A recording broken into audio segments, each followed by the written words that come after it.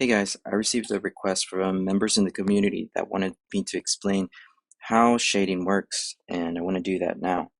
So here I have a basic cube,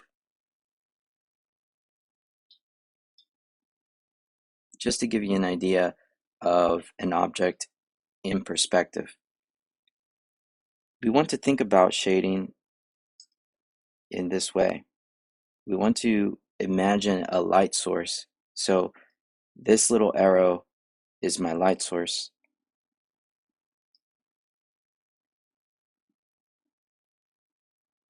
So what happens is when light hits the object, let me actually make another layer for that. When light hits the object, it will disperse over this figure, this form. So these parts will be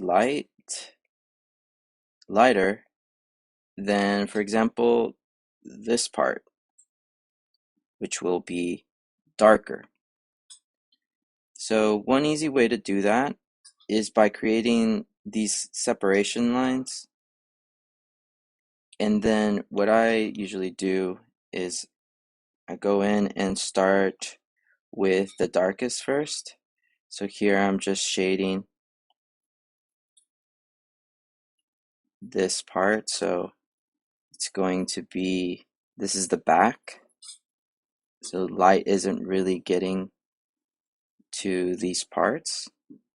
So here I'm just shading, making sure that it's dark here.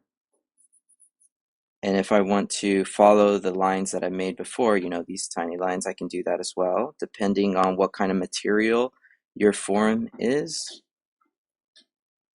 So I want you to pay close attention to the top part here, because this is going to be where you're going to see this in action a little bit more. So here it's going to be darker, and then gradually we're going to get lighter, right? So here I'm just using my pencil very lightly. You can do this with a regular pencil. You can do this with any software. It doesn't need to be Procreate. It can be just a piece of paper and a pencil. So you want to maintain dark. You want to think of it as almost like ripples, ripples of water. But instead of water, we're using our pencils to replicate how light is affecting this form. So notice how this part where light is sort of dissipating is much darker than this part, the lighter part. And we can follow the same formula for the sides. I want you to pay close attention here. Like these lines here are helping us understand the transitions between darkness and light. So here I'm just shading in.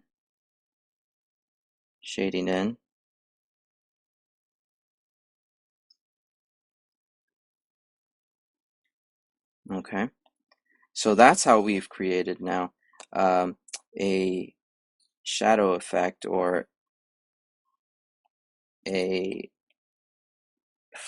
given a little bit more form to our cube by showing how light is reflecting on it. The same can be applied to, let's say, I'm going to put this in a group. For example, it can also be applied to a cylinder. I want you to start off with saying, okay, where's the light coming from? It's coming from here. Perfect. Now, what I want you to do is to start thinking of that light flowing over whatever it is that you're drawing,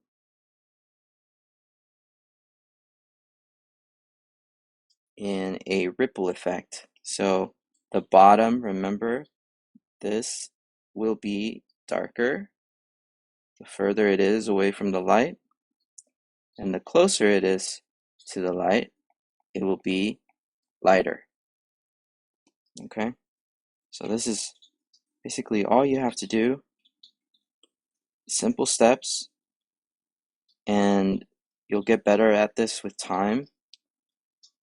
But these are the main principles for shading. So like for example here, it's going to be a little darker because the light isn't really coming in contact with it. So this is how you shade.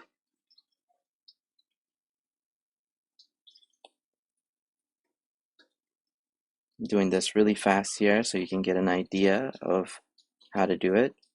So for example, light is going to wrap around. So for example, this here is going to be darker, this is going to be darker, and the light is going to sort of fall over, and this part is going to stay very light. So that's a basic shading technique for your drawings. Don't think about this too hard. If you haven't gotten to this point, that's totally fine. The idea is that you first learn how to draw and then you implement techniques like this whenever you need them. Hope this helps. Let me know if you need anything else in the idea room. Thank you for watching.